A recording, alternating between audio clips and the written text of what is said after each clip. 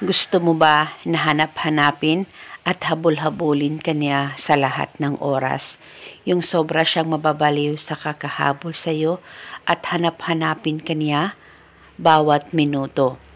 At dahil sa sobrang mahal na mahal ka ng partner mo, malayo o malapit man kayong dalawa sa isa't isa, ay ikaw palagi ang uunahin at first priority niya. Kaya kung gusto mo na maging ganito ang mahal mo sa'yo, ay mas mainam na gawin mo itong ritual na ibabahagi ko sa inyo ngayon.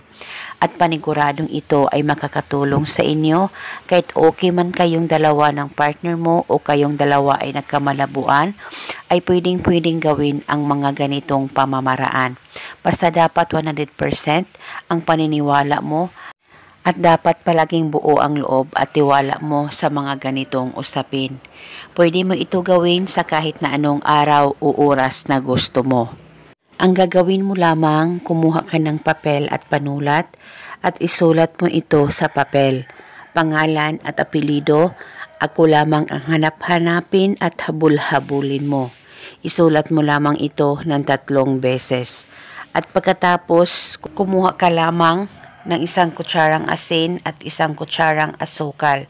At pagkatapos, kumuha ka rin ng 1 butil na bawang. At sabay mong balutin ito at ilagay ito sa Ziploc o kahit na anong plastic na meron ka, plastic na labo o kahit na anong plastic na pwedeng paglagyan ay pwedeng gamitin.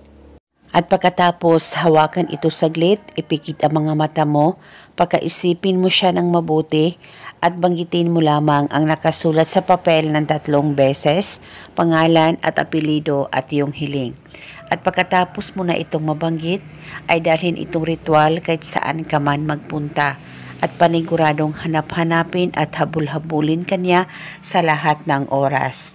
At depende po sa inyo kung hanggang kailan nyo po gustong dalhin ang ritual na ito, basta itago ito pang matagalan. Dahil isa itong gabay at isang paraan para patuloy ang pagmamahalan at pagsasama ninyong dalawa ng partner mo.